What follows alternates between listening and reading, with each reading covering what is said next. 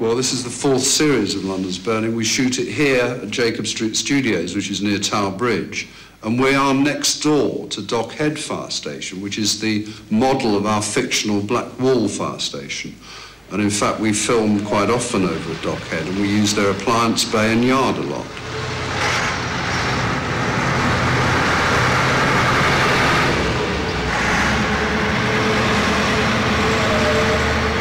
Dock Head's a working fire station. Before any scene is set up, they move their appliances outside to be ready to answer emergency calls. Colin Monk, our designer, has built an exact replica of the upper floors of Dock Head here in the studios, including the mess kitchen, dormitories and offices. Close up Jimmy the whole way through. This is what it's like. Python in the piggy bank. Are you ready for this, Jimmy? A bit of talcum powder in there. What we've got to get now are reactions that are so subtle between you that he doesn't pick up on. 371, take 2. Detail is all important, and we work closely with the London Fire Brigade. We have a Fire Brigade advisor with us at all times. Friends? Romans? Bloody sods, that's it! I'm out! Our actors even attend Fire Brigade training school before each series. Thank you. When we originally got the job, we were all packed off for a 2-week training course. Normally that's done in 20 weeks for a recruit. We did it in 2, so we had a crash course. That had the effect of bonding everybody very strongly together, which is really where the series came from. Well, I've been writing for London's Burning since the first series, and I've just written an incident set in a marina where 2 youths have been sniffing propane gas, which leads to a massive explosion and the security man being engulfed in flames. There it is. And Blackwall, action, Blackwall.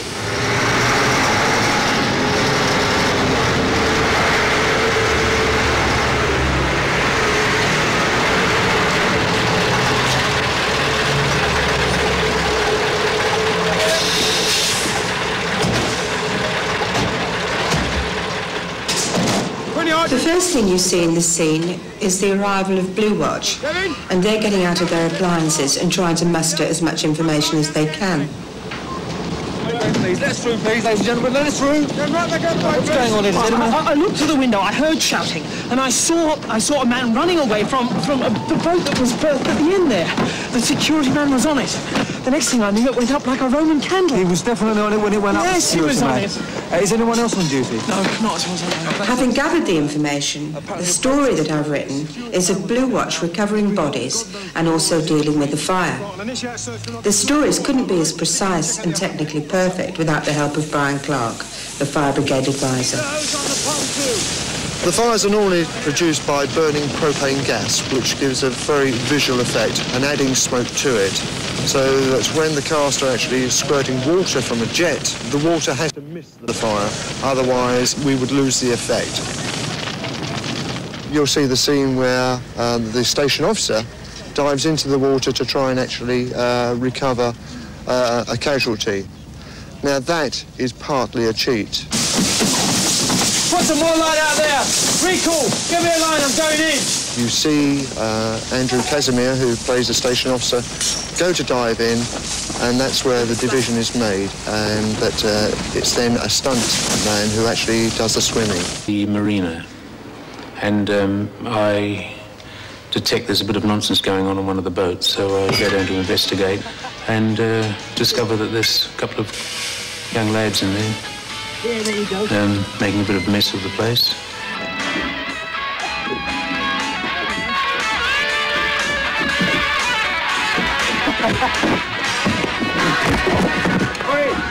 I have a bit of a scuffle with the first one who scarpers off. I go back to investigate to see if there's any further business going on, and I put on the switch, unbeknownst that there is gas down below, and of course that causes a spark and the gas explodes.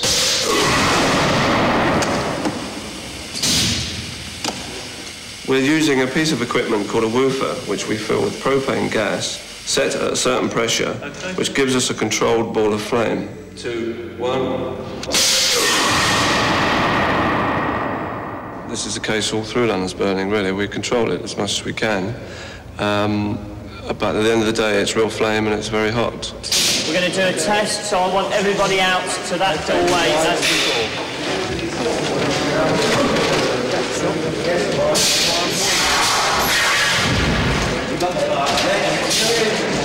It will involve me being set alight and being blown out of the boat, or otherwise dive over the side to put myself out. I've got some other old nostrils because I had a girlfriend. You can do special effects and you can run trials, but it's the human reaction that you can't predict. So we have CO2 extinguishers and wet towels standing by, just in case it all goes wrong. Charge the woofers. This set is just a little bit smaller, just a little bit worried about it, but we think it'll work out all right. We'll let you know. If Perry's a bit singed around the edges afterwards, well, I was wrong. And action!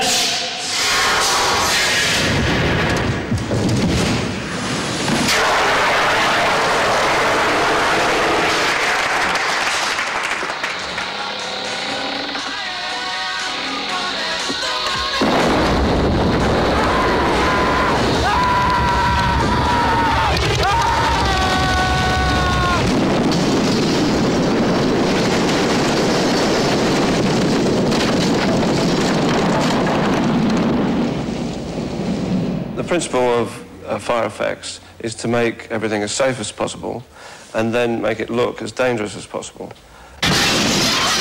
This house here isn't burning.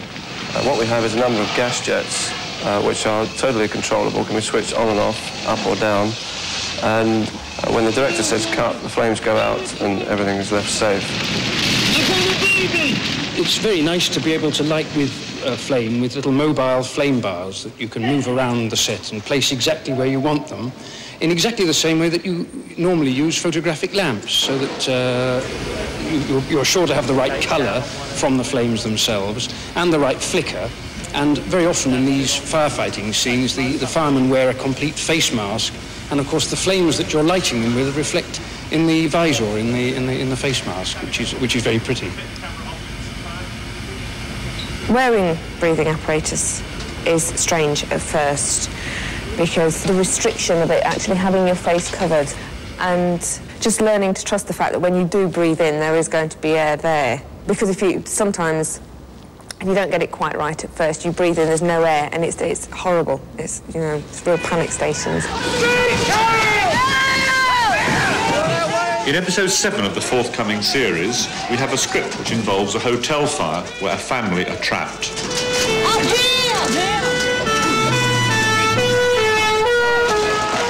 We would actually like to have, on the way up between the 5th and 6th floor, we're going to actually have a collapsing staircase in which Stephen, who is the actor playing Colin, is going to actually save a fireman who's actually going to fall down the stairs. We need a fireman to fall down the stairwell, the stairs to collapse, and for him to actually fall into the lift shaft area down here. So it involves the artist walking up the staircase and getting the special effects to build a staircase in such a way that it actually drops and then tips. Can you collapse it? We're going to need to use these stairs all the time, and I'm actually going to need to retake it. If it doesn't actually work the first time, I need to be able to use the stairs again, and I need to be able to use the stairs all the way through the episode. That's it. It's all done. So they've got to be very, very solid, and yet they've got to fall down. Yeah. But before we collapse the stairs, we've got to make it look like there's been a fire. What we actually do is clad the scenery with a very fire-retardant material, and that could be plasterboard, which disperses the heat and loses it rapidly. That's off. With the aid of the special effects expertise in creating a fire, we're able to get this blistering and bubbling for real. It's very effective. Well, when we're doing an interior fire, we wear the same breathing apparatus that firemen wear. This has been very slightly adapted for Ken Lowe, the camera operator, who can't have the full face mask because he's got to put his eye to the camera and can't have the weight of the bottle. He's already got the weight of the camera itself. Air. That should be over your shoulder. So everything's been adapted for him, but everyone else wears the normal fireman's breathing apparatus.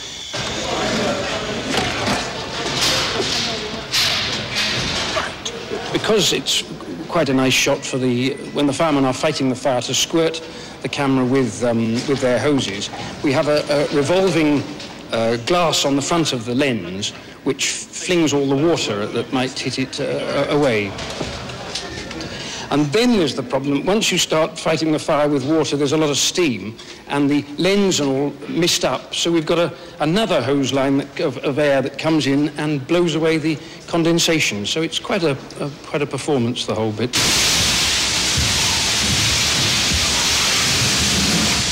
I think what has happened as we have got this fairly sophisticated outfit together, we've been able to just do more sort of daring and realistic things. We now virtually can keep the camera inside a fire, looking back at the firemen, you know, with flame all around and so forth, and that was something we certainly wouldn't have been able to do at the beginning.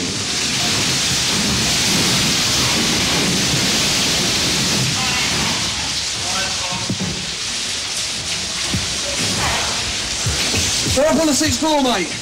I was playing a fireman, walking up the steps in an old hotel.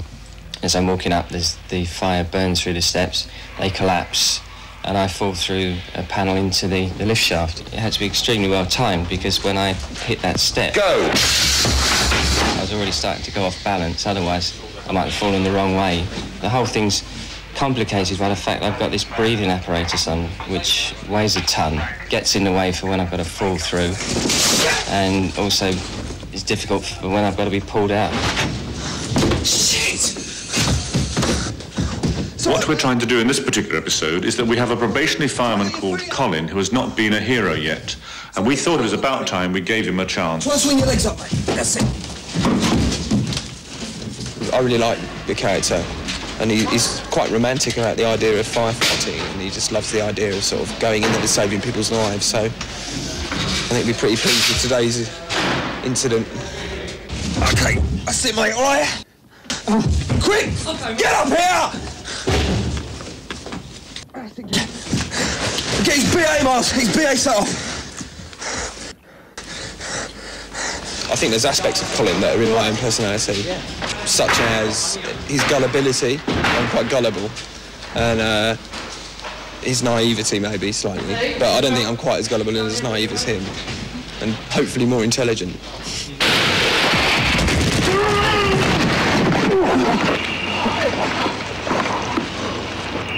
Is it a live mango? Okay! Did I put the fire out? In every turnover, we checked with Dennis, and they informed us that it had to tilt to 47 degrees to enable it to go over. So we had to alter the complete structure of it.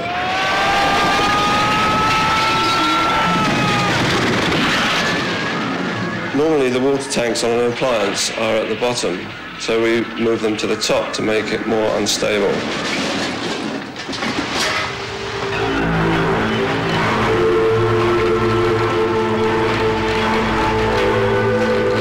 I think on a scale of 1 to 10, the trench shout was probably about a 9.5. Every now and then we do get a shout that is miserable, and that was probably one of the most miserable shouts you'd ever get. A very cold 2 or 3 days in February.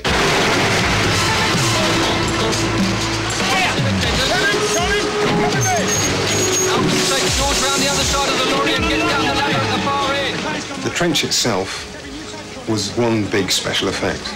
It was all kind of purpose-built. It was full of paint to colour the water to make it look like mud, polystyrene boards to look like kind of shingle and shale, and all banked up around the side like this. It was horrendous.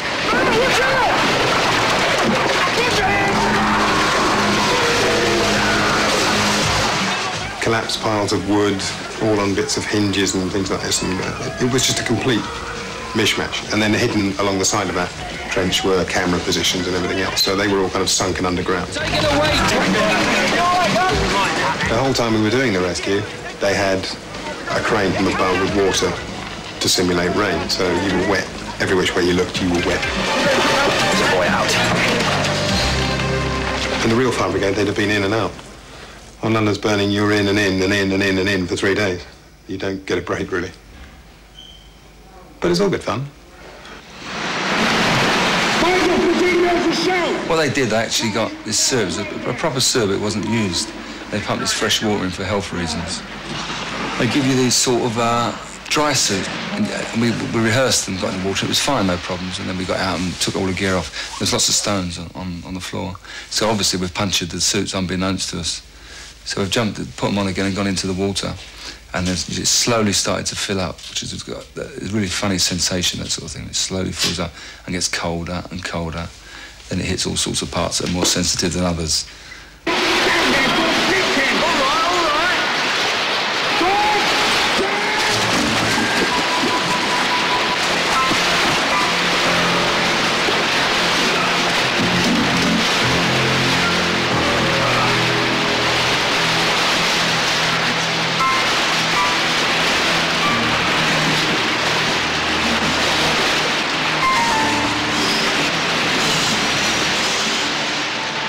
I love getting stuck in, any actor does, because it's all that vanity and everything, being perceived as being heroic, and, you know, the fact that I'm flat-footed in real life is neither here nor there. But so it's Steve McQueen time, it's a good lark.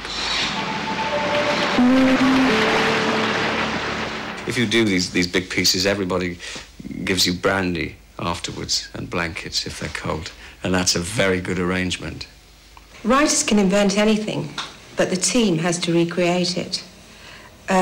For instance, in this episode written by David Humphreys, where a commuter falls under a tube train. Hey, don't be bloody stupid. What are you doing? Mark! You silly sod!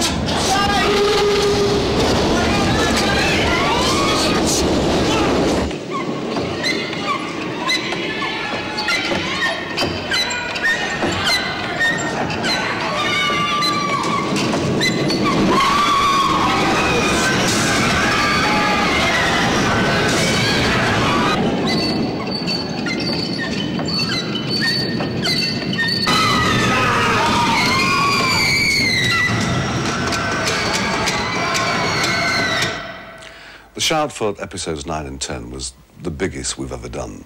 Perhaps not the most technically complicated, but certainly the biggest. And it really was a feat of terrific organisation. The first problem really was to find the location. And we were shooting Flames 60 feet into the air for 5 nights, and obviously we couldn't do that in the centre of London. So the location manager found a derelict factory out in Cambridgeshire, which we used. We had a total of 11 fire appliances. There was 7,000 feet of hose, and as well as the principal actors, there were 65 Cambridgeshire and London firefighters who were all off-duty volunteers, and they appeared in vision, and of course they provided safety cover. Turn over! 12 special effects men spent 9 days laying 2,500 feet of gas pipes using 10 tons of liquid petroleum gas. Water up! Thanks, Bobby. We were pumping 2,500 gallons of water per minute, and because of the hosepipe ban, we used a local lake as a supply.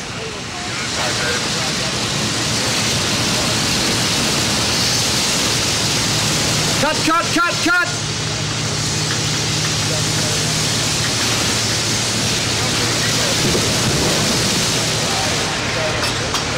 So, having set the scene of the major fire, the next thing to film are the closer shots of Blue Watch in the blazing woodyard. Yep. Scene 10. Yep. Which will take us 10 minutes to just get the crane around the other side. All right. And then it's the whole lot. But this is now the woodyard being threatened much more. Yeah. Yep. Right. We're on scene 18, everyone. Scene 18. Basically, they set a whole woodyard alight, and Richard and I went in, and it was a fully charged hose, which normally would have 3, 4, 5 real firefighters holding the pressure, because it's so powerful.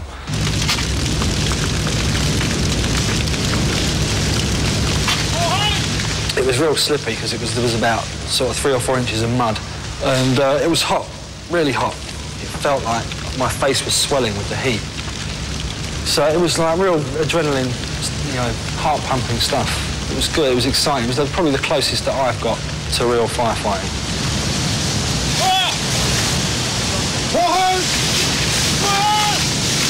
And cut it. Well done, boys. Well done. Super. Excellent.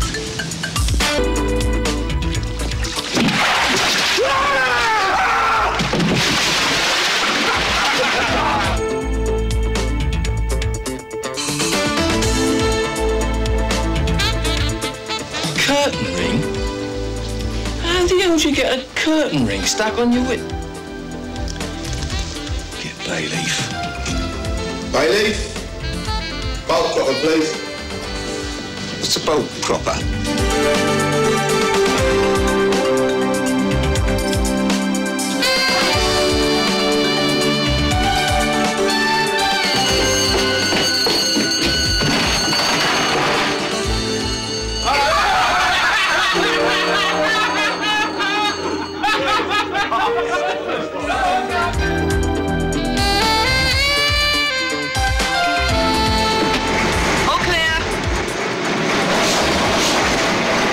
David.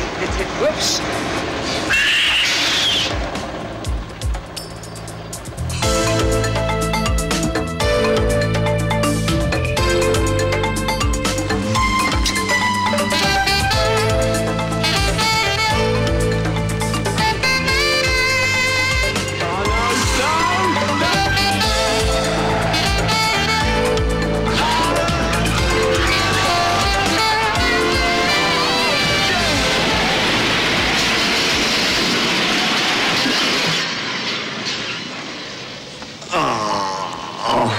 Not again.